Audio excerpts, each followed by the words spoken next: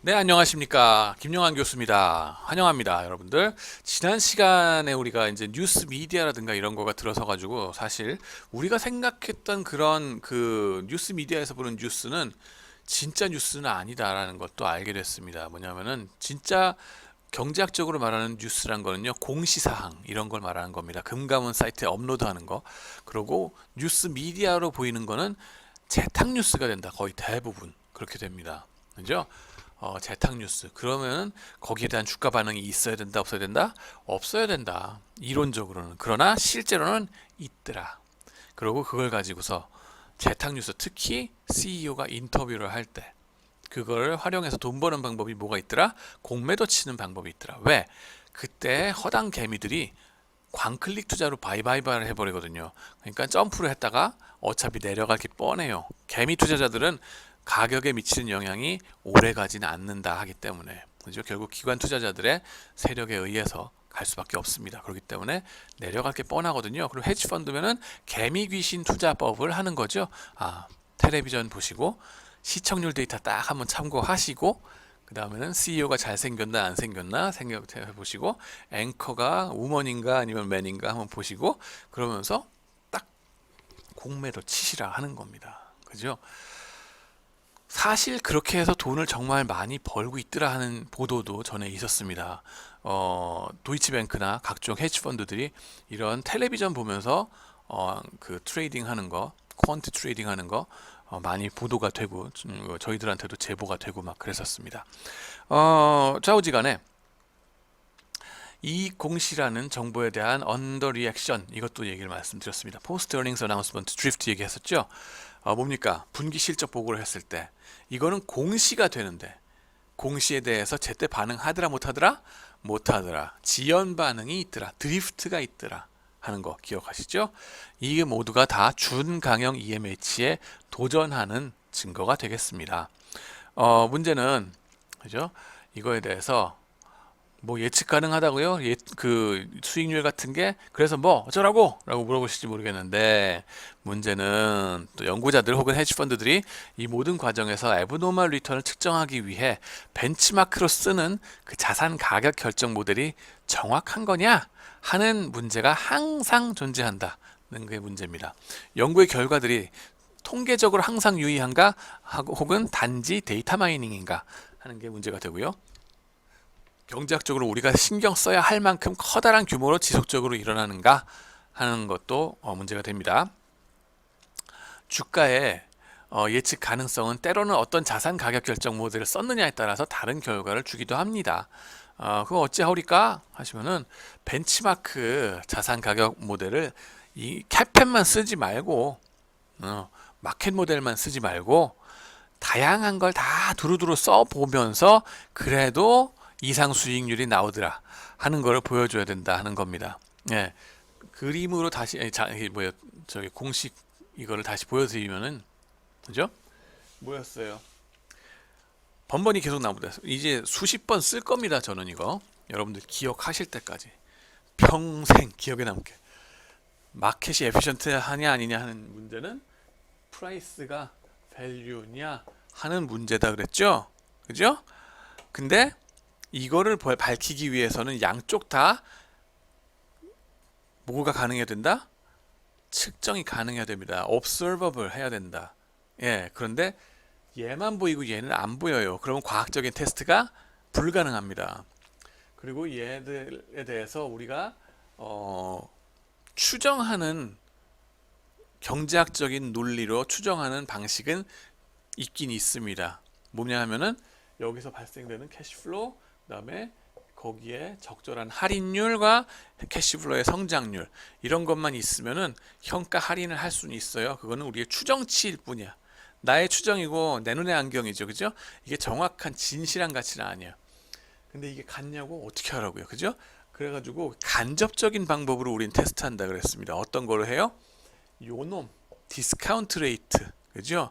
요 디스카운트 레이트 할인율, 요 모델을 썼을 때에 이게 R I 이꼬르 RF 플러스 베타 RM 마이너스 RF, 캐펜 공식 기억나죠?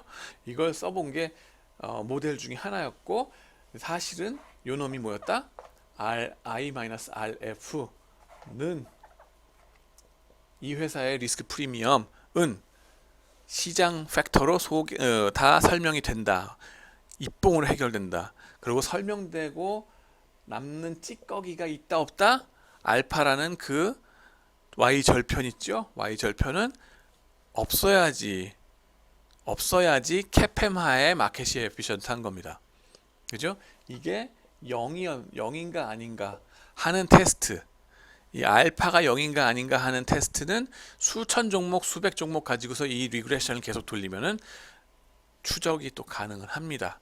그러니까는 이거를 보질 못할 바에는 이 알파가 0이냐 아니냐, 제 그 머리 그림자 갖고서 보여드리겠습니다. 알파가 0이냐 아니냐를 가지고 간접 테스트를 한다고 그랬어요. 그죠? 그러고 나면은 이 시장 효율성을 주장하는 분들은 이렇게 얘기를 합니다. 캡팸을 썼더니 알파가 0이 아니네. 그렇다고 해서 마켓이 에피션트하지 않다고 얘기할 수 있느냐? 그건 아닌 것 같아. 왜냐하면은 요거는 단지 하나의 팩터만 가지고서 설명하려고 들었으니까 불완전한 것 같고 하려 그랬으니까 당연히 알파가 0이 아니라고 나올 수밖에 없지 이놈아 그럽니다. 그러면서 뭐라 그래요? 이 한 팩터뿐만 아니라 다른 팩터들도 다 집어넣어봐. 리스크 팩터, 사이즈 팩터, 북투마켓 팩터, 뭐 모멘텀 팩터, 뭐 이런 것들 블라블라블라 한 수십 개 다 집어넣어봐. 보시면은 이 알파가 결국에는 0으로 없어질 거야. 다 팩터로 설명되고 남는 게 없을 거야. 찌끄레기 없을 거야 라고 주장하는 것이 바로 시카고의 EMH 가이드이다라고 생각하시면 돼요. 그 얘기입니다. 좌우지간에 그래서 얘기하는 건 뭐냐 하면은 이런 PEAD든지 제가 보는 CNBC CNBC 인터뷰든지 이런 것들에 대한 테스트, 이걸 갖고서 시장이 효율적이냐 아니냐를 테스트할 때 알파를 갖고 얘기를 하는데 캡팸 하나만 가지고 얘기하면은 EMH 가이드들이 달아날 구멍이 계속 있거든요. 그러니까는 뭐해요? 끝까지 추적해야 되죠. 끝까지 쫓아가서 팩터를 하나씩, 둘씩, 셋씩, 넷씩 다 집어넣는 거예요. 그렇게 넣어도 알파가 0이 아니네. 그러면 이제 EMH 가이드들이 아이씨 이거 걸렸다 하는 겁니다. 아시겠습니까? 이제 그런 식으로 우리가 테스트를 합니다. 따발총으로 확인 사살을 2번, 3번, 4번, 5번, 수백 번 한다. 네, 그렇게 보시면 됩니다.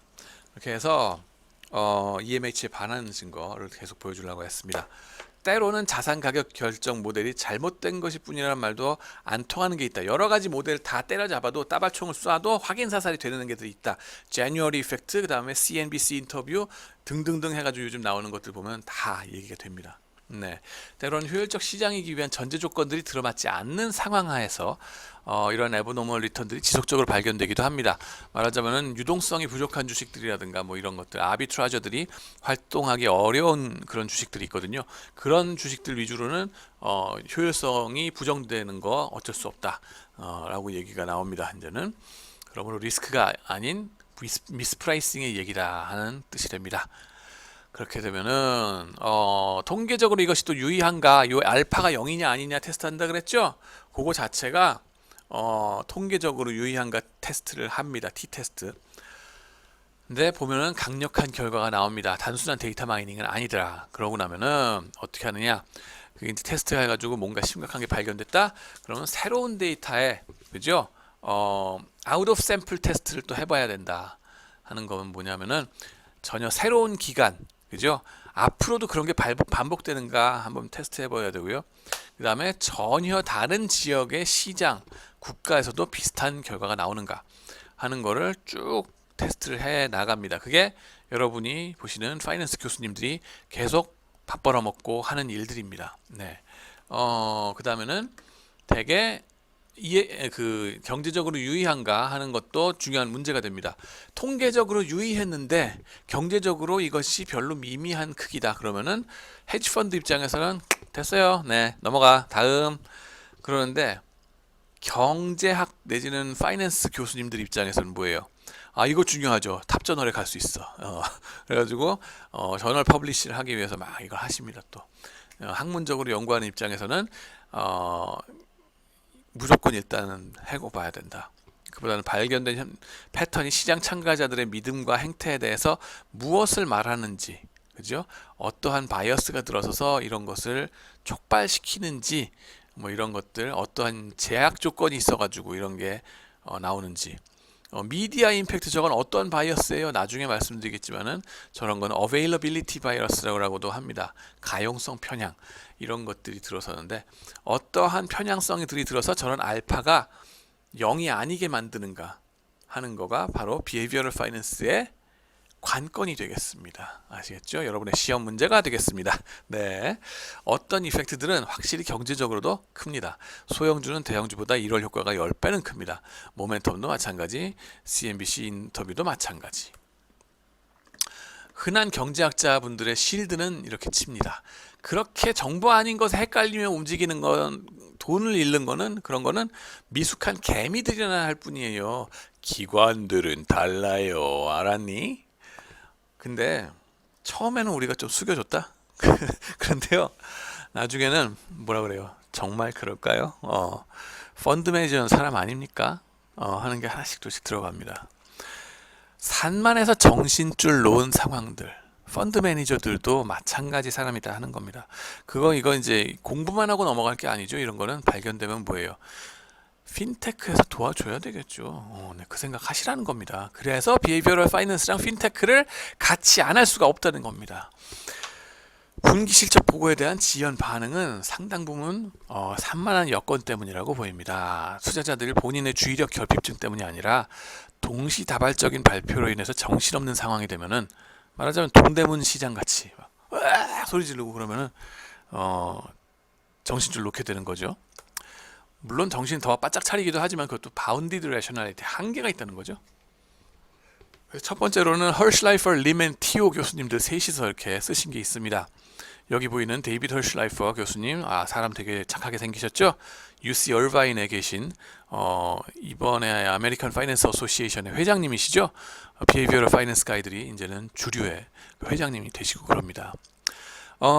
이 양반의 이제 와이프 되시는 티오 교수님 또 오른쪽에 계십니다. 그리고 그 친구분 되시는 림 교수님, 우리 교포 교수님으로 알고 있습니다. 시튼홀에 계신가? 그런데 하여튼간에 이분들이 이제 연구를 하셨는데, 분기 실적 보고가 다른 뉴스 발표들 후 혹은 다른 회사들의 실적 보고와, 그죠? 동시에 발표되면 주가의 지연 반응이 더 심하더라. 드리프트가 더 심하더라.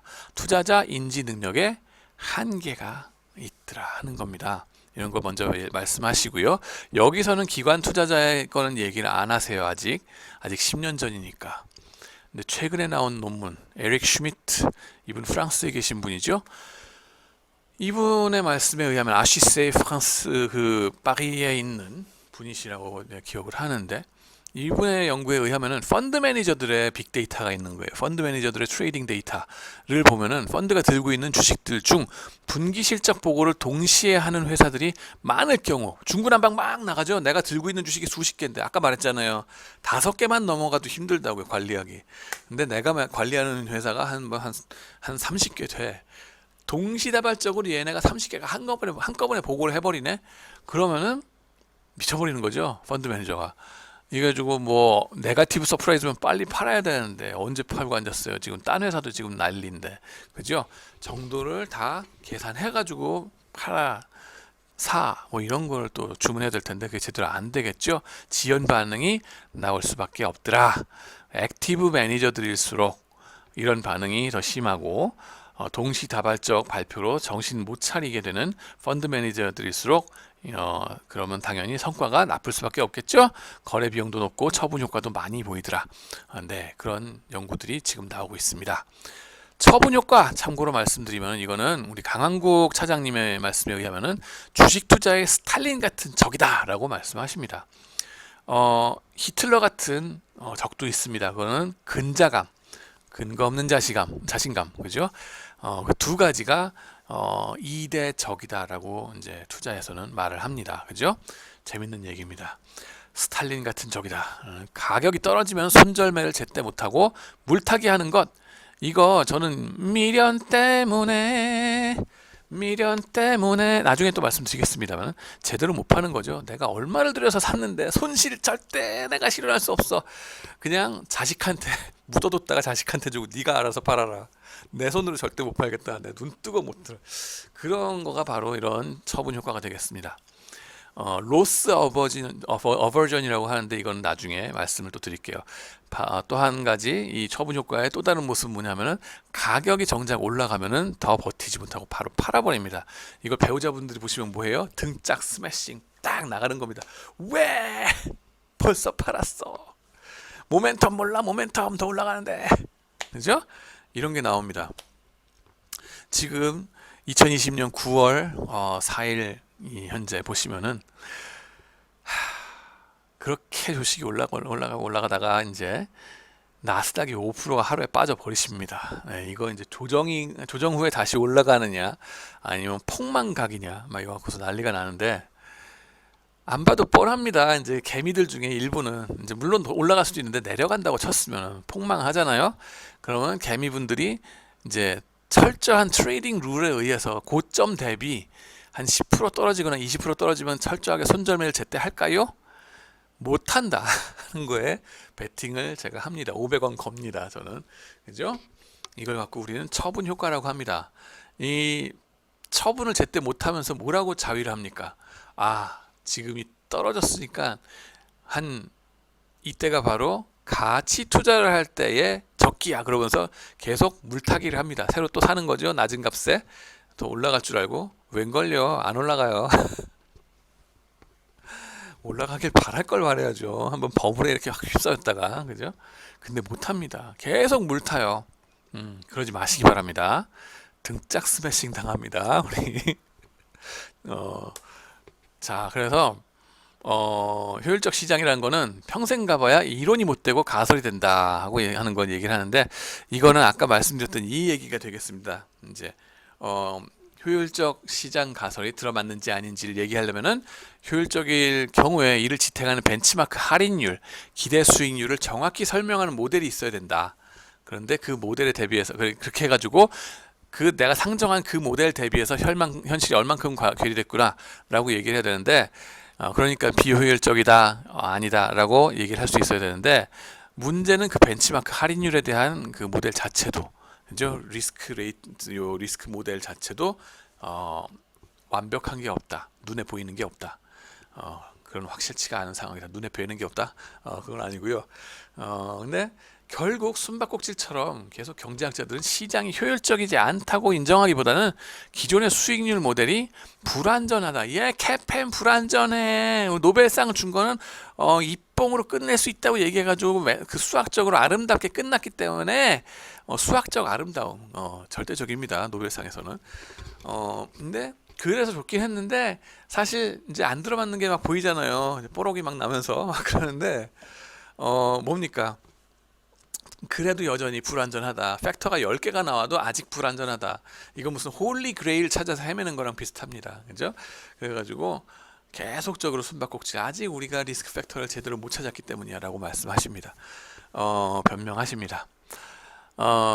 비헤이비어럴 파이낸스 가이드는 미스프라이싱이다. 인정할 거 하자. 말씀하시고요.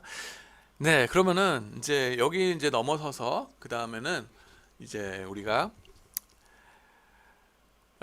시장의 효율성, 그죠? EMH를 지탱하기는 그 신고전파 경제 이론의 기반이 되는 기대 효용 이론부터 우리가 이제 밟아 나가도록 하겠습니다. 이걸 밟아 나가는 게 중요한 이유는 여기에 쓰이는 것들이 EMH만큼 중요한 구성 요소가 되기 때문에 이것들이 부정당하거나 그 중간에 이 요소들이 뭔가가 잘못되면 거꾸러지면은 나머지 그 이론에 기반한 것들은 이것에 기반한 이론들은 다 문제가 생기게 된다는 거죠. 그래서 기대 효용 이론에 대해서 우리 이제 보도록 하겠습니다. 지금까지 우리들은 EMH를 지지하는 옛날 증거들도 받고 그것에 대한 반증들도 받습니다. 언제 EMH가 성립하고 언제 성립하지 않는지도 또 받습니다. 중요한 부분이 두 가지가 있습니다. 첫째는 일반 투자자들은 규칙적인 실수를 저지른다는 겁니다. CNBC 인터뷰 나오면 산다. 동학개미들은 뭘 산다. 아비트라저들, 그죠? 재정거래자들, 차익거래자들은 일반 투자자들의 규칙적인 실수를 보정해 줄 능력이 제한돼 있다. 얘네가 어벤져스급이 아니다 하는 겁니다. 자, 그래가지고 보시면요, 우리의 뇌라고 하는 거 얼만큼 이성적이고 합리적으로 정확하게 모든 것을 받아들일까요? 하고 봤을 때 그렇지 못하다 하는 거, 우리의 뇌가 한정이 돼 있다는 거를 한번 짚고 넘어갑니다. 착시현상 어쩔 수 없죠. 둘 중 어느 게 더 길어 보입니까? 뻔하죠. 위에 거. 뇌를 믿지 마라 하는 겁니다. 이거 움짤입니까? 사진입니까? 예, 그쵸. 착시현상 어쩔 수 없죠. 저는 분명히 JPG 이 사진을 갖다 놨습니다. 그림을, 고정된 그림을. 근데 결코 우리 눈은 그렇게 안 받아들인다 하는 겁니다. 이거를 안 받아들이는, 그죠? 착시를 하는 사람들이 더 자연 선택이 잘 됐다 하는 거예요. 무슨 이유인지는 모르겠으나, 그죠? 패턴 레코그니션이 빠른 사람들도 필요하지만은 빠르면서 동시에 약간의 착시 현상이 있었어야지 더 생존에 유리했다라는 얘기죠. 그게 어떤 세팅인지는 저도 모르겠습니다만은 그렇게 된다는 겁니다. 그리고 또 이 그림 보시면 뭡니까? 이거 움짤입니까? 사진입니까? 뱅뱅뱅뱅뱅뱅뱅뱅뱅뱅뱅뱅 돌기 시작하죠. 그죠? 스트레스가 많을수록 빨리 돈다 그럽니다. 볼 때마다 조금 다르실 겁니다. 자, 합리적으로 모든 걸 다 계산해 가지고 정치공학이니 뭐니 이딴 소리들 많이 하죠. 내가 계산한 대로 상대방이 움직일 거야 라고 생각하면서 막 조종하시려는 분들, 나르시시즘일 경우가 대부분이긴 해요. 헛짓인데 계산 잘 해보시라고. 누구나 전략은 있습니다. 한 대 쳐맞기 전까지는. 누가 말씀하신 거예요? 마이크 타이슨께서. 네, 마찬가지입니다. 직접 투자를 하시기 전까지 상상 속에 그리던 나는 하라는 이런 모습입니다. 그죠? 컴퓨터, 완벽한 컴퓨터 가지고 냉철한 이성적인 투자자로 피로 눈물도 없이 딱 사고 딱 손절매하고 딱 이렇게 될 것 같아요. 그죠?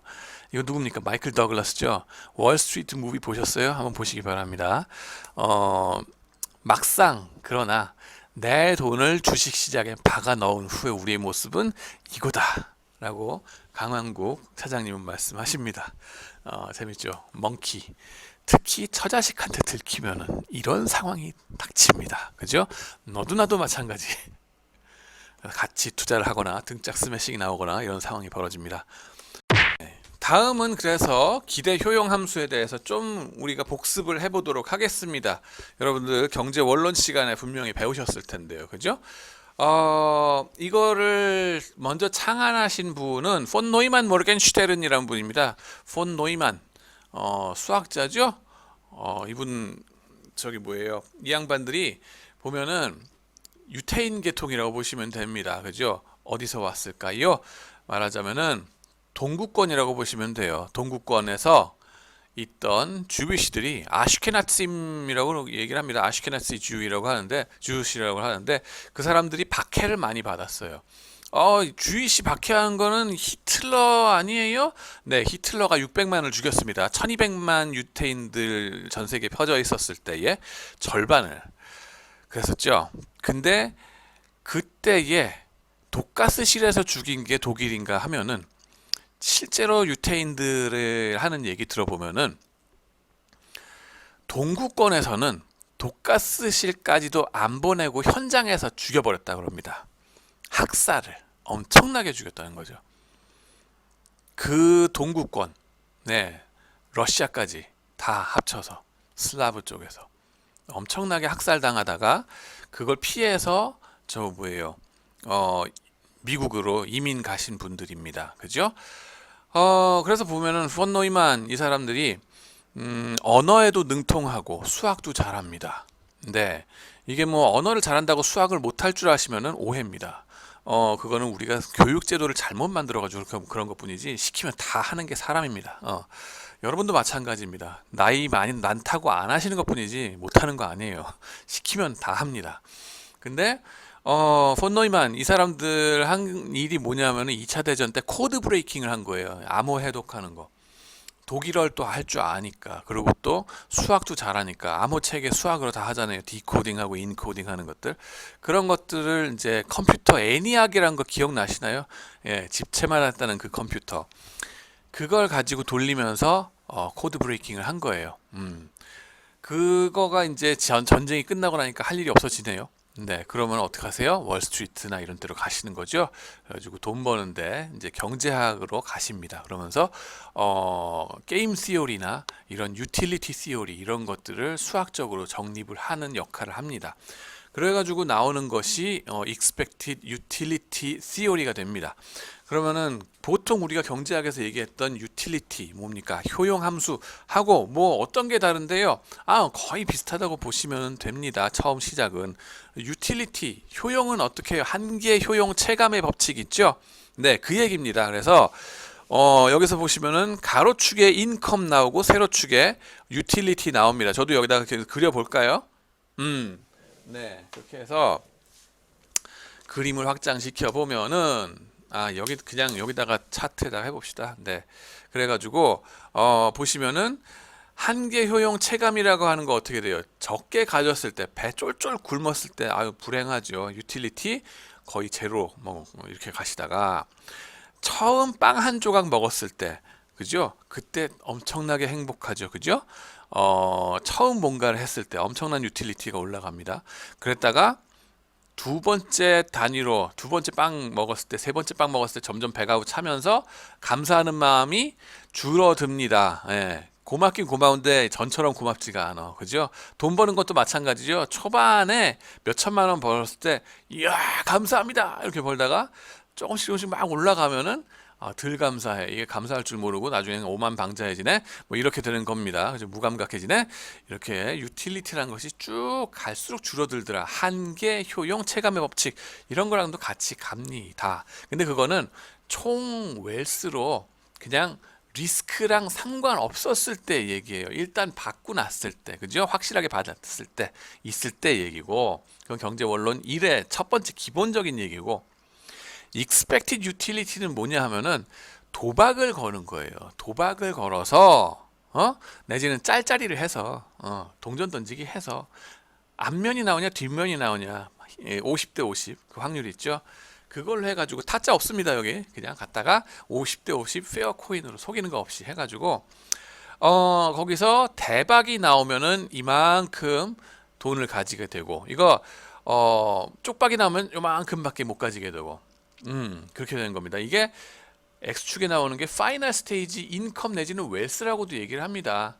죽기 전에 얼만큼 가지고 있느냐 내지는 물론 죽기 전에 유틸리티는 상관이 없죠. 지금 뭐 인생 끝나게 생겼는데 유틸리티 챙기게 생겼습니까 누가? 근데 게임이 끝났을 때 내지는 뭐 어느 일정 기간 지나고 나서 내가 가지는 웰스 내지는 재산 뭐 이 정도를 가지고서 얘기를 합니다. 그게 가로축에 있는 W가 되겠습니다. 네.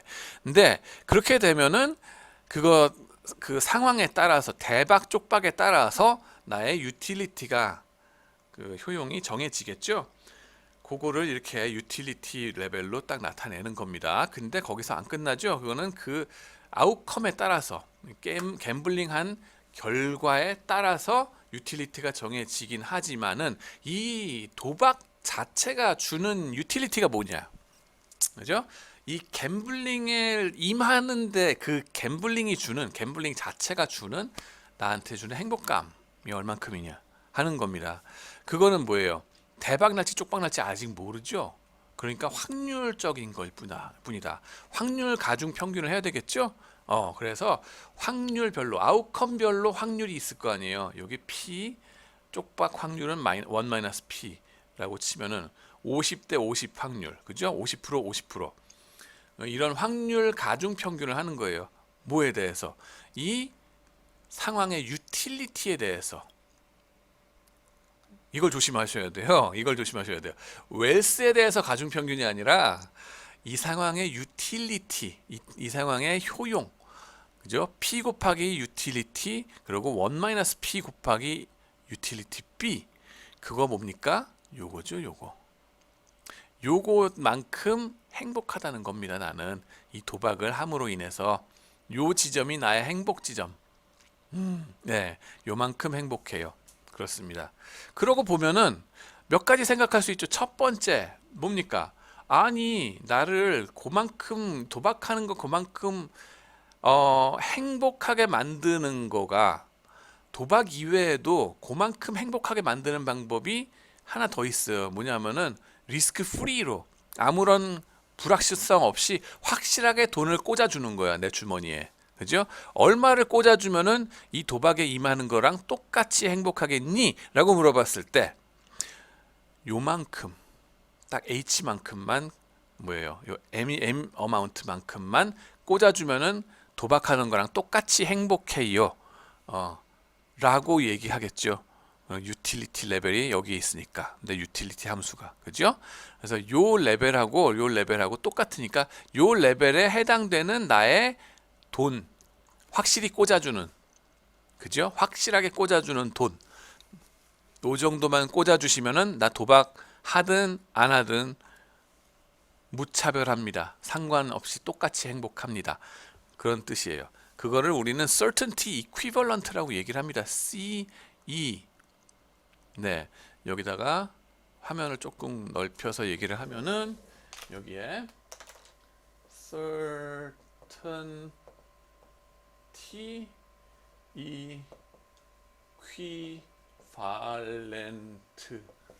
certainty equivalent라고 얘기를 합니다.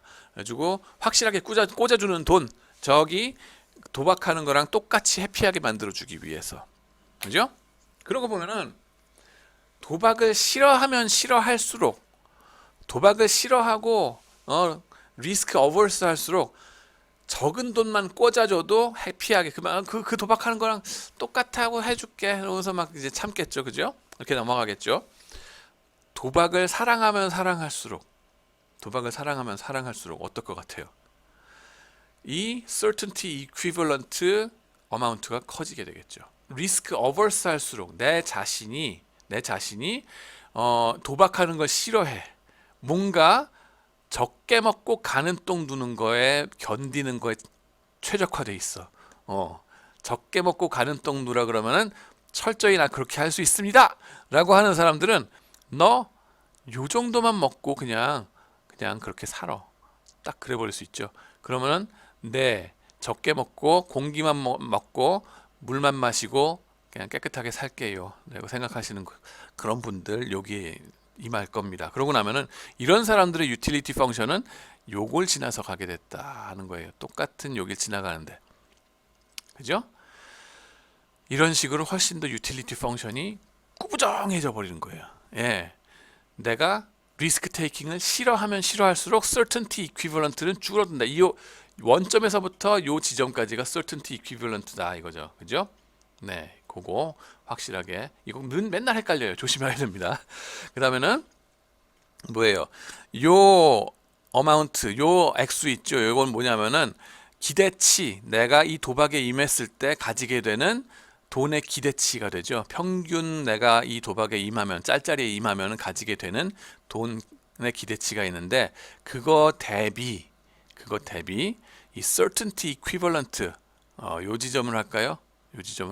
네, certainty equivalent 요 그림에서는 요 까만 선에 있어서 certainty equivalent 요거잖아요. 요 두 액수의 차이가 있겠죠. 이걸 우리는 뭐 리스크 프리미엄과 같이 간다라고 얘기를 합니다. 위험, 리스크 프리미엄. 다음 그림으로 넘어가 볼까요? 뭡니까? 다음 장에 넘어가 보면은 리스크 프리미엄, 위험 프리미엄이 커지는 거죠. 리스크 어버전이 커지면 커질수록, 내가 위험 회피를 하면 할수록 certainty equivalent는 작아지고 리스크 프리미엄은 커진다. 리스크 어버스 할수록, 그죠? 리스크 어버스 할수록 certainty equivalent는 낮아지고 리스크 프리미엄의 크기는 커진다. 당연하죠. 리스크 프리미엄, 위험 프리미엄이라고 하는 거, 위험을 싫어하기 때문에 위험 테이킹, 리스크 테이킹 하려면 그만큼 나를 더 많이 돈 줘야 돼. 안 그러면 나 도박 안 할래. 이거거든요. 근데 도박을 사랑하는 사람일수록, 돈 안 줘도 가서 하겠다고 껄떡대는 거죠. 그죠? 그 성향의 차이를 볼 수 있습니다. 그런 걸 효용 함수로 나타낼 수 있다 하는 얘기입니다. 생각해 보면은 뭐예요? 공무원 시험 여러분들 공무원 시험 에듀윌 뭐 이렇게 얘기 나가죠. 그죠? 공무원 시험 합격은 에듀윌. 그거는 공무원 시험에 왜 그렇게 많이 매달립니까? 적게 먹고 가는 똥 누겠다 하는 게 사실 공무원, 죄송합니다 공무원 여러분들, 저 꼭 그런 얘기는 아닙니다. 많은 솔직히 말해서 노량진에 컵밥 먹으면서 지금 공무원 시험을 임하는 이유는 뭐냐 하면은 리스크 테이킹 하기가 겁나거든요. 위험 감수하기가 겁나거든요. 근데 그렇다고 해서 그 공무원 시험 준비하는 분들한테 너는 왜 리스크 테이킹 안 하니? 뭐 이러면서 욕할 수가 없어요. 왜냐하면은 이 리스크 어버전의 정도가 이 위험 회피의 정도가 경기 그 사이클하고 같이 간다는 겁니다. 그래서 리세션 내지는 이 뭐라 그러죠? 불황, 호황 불황했을 때 불황이 올수록 리스크 어버스해집니다. 사람들이. 왜? 당연하죠. 장사 잘 되겠어요? 지금 상황에 코로나 상황에서 여러분들 나가서 카페 일 해봐라. 되겠습니까? 안 되죠. 누가 그 위험 감수를 하겠어요? 리스크 어버전이 커질 수밖에 없습니다. 위험한 상황이기 때문에. 겁나기 때문에 장사가 안 될 게 눈에 뻔히니까.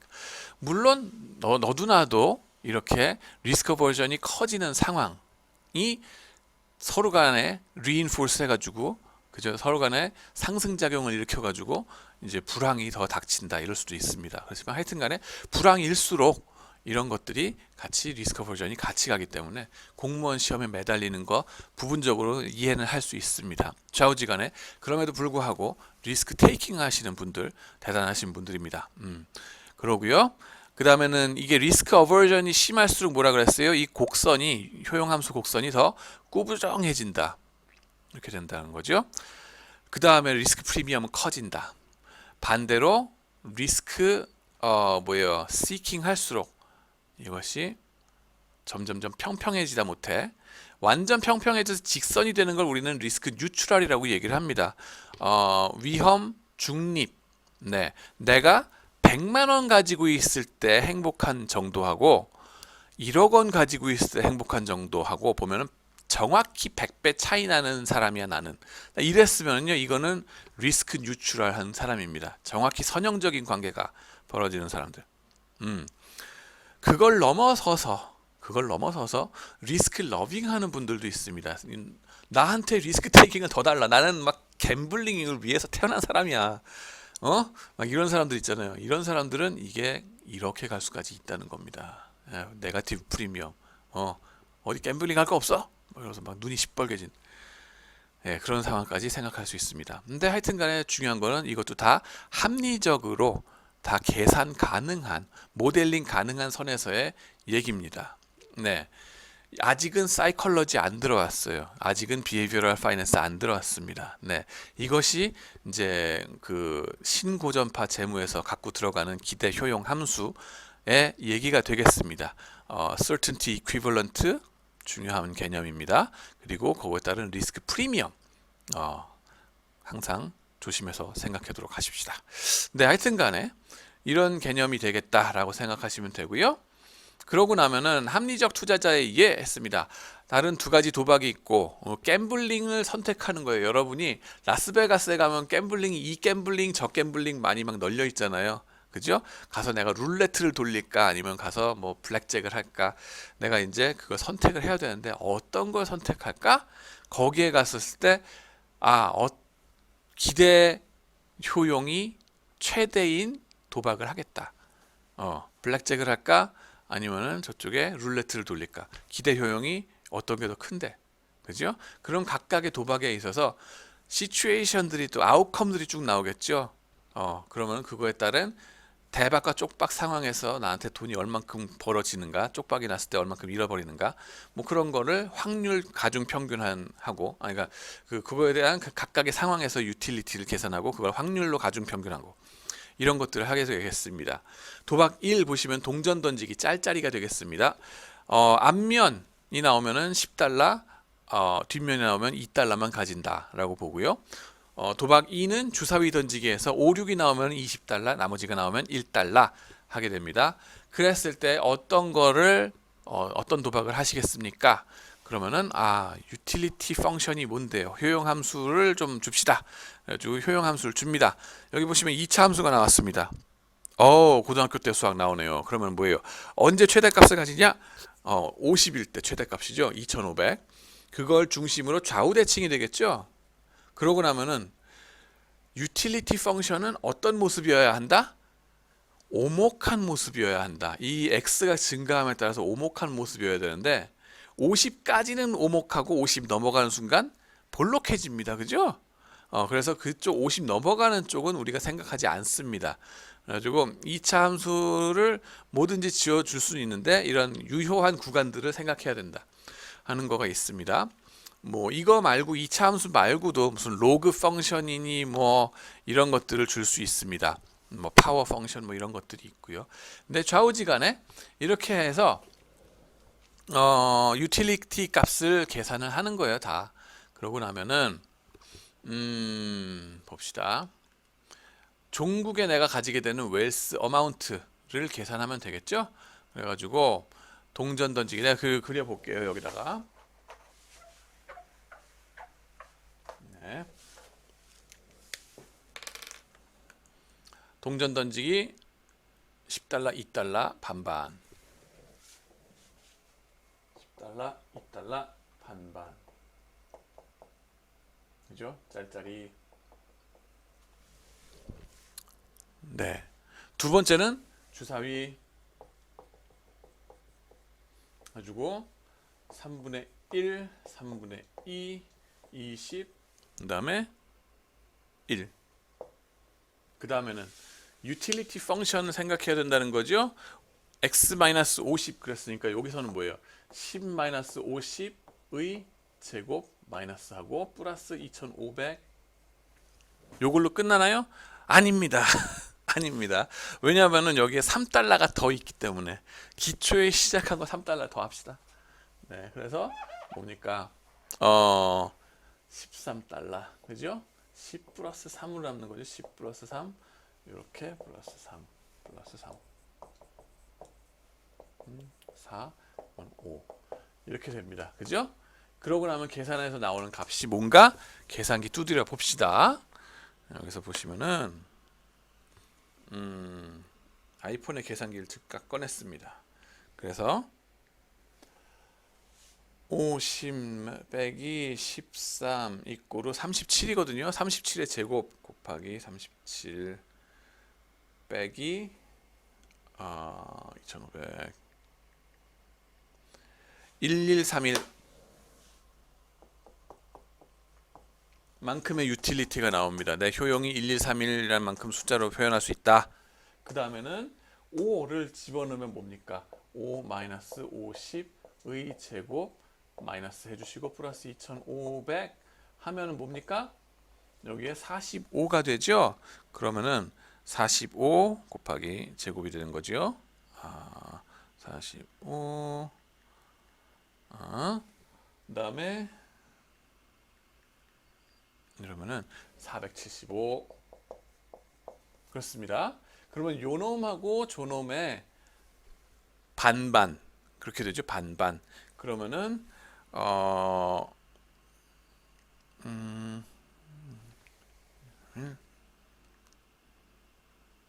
이렇게 되죠. 나누기 2 하면은 803이 됩니다. expected utility of 짤짤이. 네. 얘는 얼마가 됩니까? 얘는 얼마가 됩니까? 23 마이너스 50의 제곱 빼기 플러스 2500 이렇게 되죠? 이렇게 되면은 27 제곱이 됩니다. 그죠? 27 제곱 하고 1771 되고요. 4 하면은 4 마이너스 50의 제곱 빼기 2500 됐습니다. 이러면은 46이죠. 요게 자, 46 100 이렇게 하면은 384 이렇게 나옵니다. 그러고 나면은 얘가 3분의 1771 플러스 2 곱하기 384가 되죠. 1 곱하기 3분의 1 확률, 3분의 2 확률 두 가지 아웃컴 나오죠. 그렇게 해서 계산해 보면은 뭐가 나옵니까?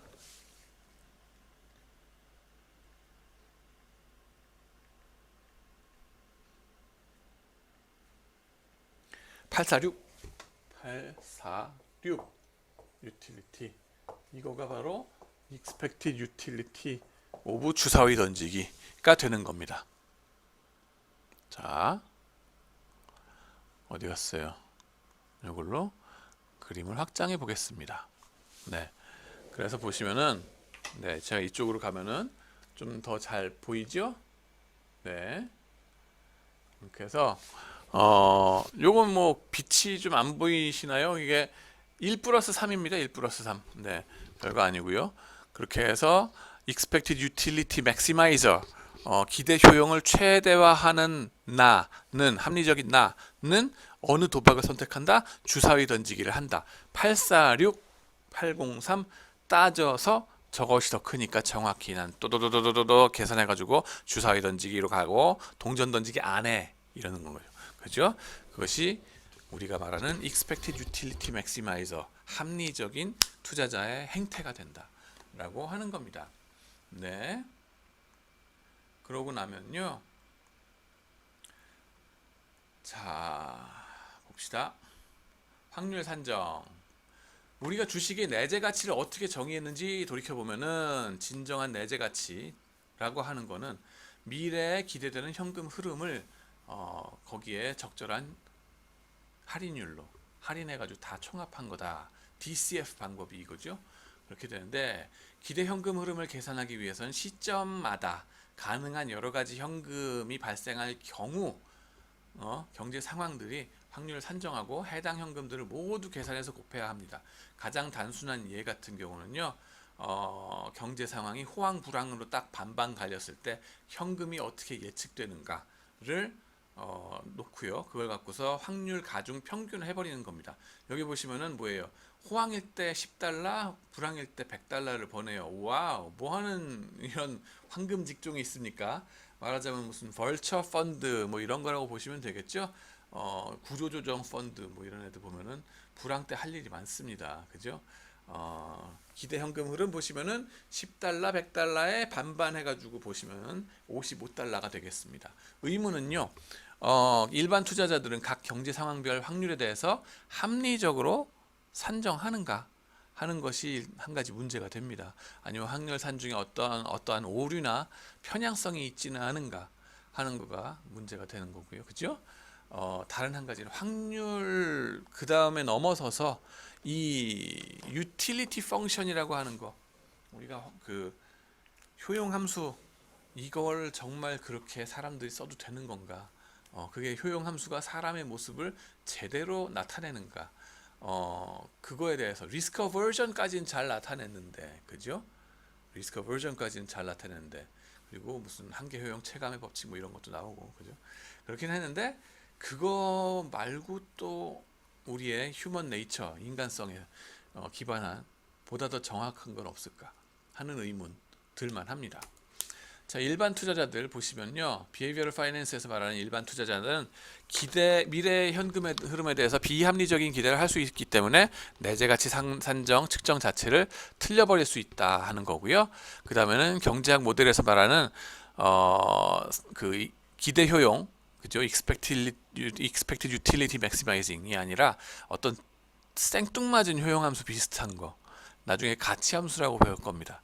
이런 것들로 의사결정을 할 수가 있다는 겁니다. 기가 막힌 거 나올 겁니다. 기다려 보세요. 용어의 문제가 되는데 경제학에서는 만약 투자자가 합리적 기대를 하지 않고 합리적 기대에 맞게 기대 효용을 극대화하지 않으면 그가 비합리적인 사람이다 라고 얘기를 합니다. 뭔가 나사가 풀렸다 라고 생각하시면 되겠습니다. 일반 투자자의 심리를 보시면요. 경제학에서 말하는 먼저 블랙 포인트 1 합리적인 사람들의 베이스 정리에 대해서 먼저 말씀을 드리고 그죠? 그 벤치마크를 먼저 딱 때리고 그 다음에는 이제 하나하나 까도록 하겠습니다. 비합리적인 믿음에 대해서 확률 산정하는 데 있어서 어떤 오류들이 나올 수 있는가, 가용성 편향, 대표성 오류, 단내리기 효과 혹은 꽂힘, 어디에 꽂혔어 답정 넣어 거의. 그리고 자기과신 뭐 이런 거 있잖아요. 네. 이런 것들에 대해서 이제 확률 산정에 어떻게 영향을 주는가 얘기를 할 거고요. 생뚱맞은 효용 함수, 가치 함수에 대해서 얘기를 할 겁니다. 그래서 저런 효용 함수가 가능한 거야? 네, 라는 것까지. 근데 사실 알고 보니 그러네, 한 거죠. 네, 하나하나 다음 시간에 우리 같이 디벼 보도록 하겠습니다. 같이 시청해 주셔서 대단히 감사합니다. 질문 있으시면 이메일 주시는 거 잊지 마시고요. 네, 감사합니다.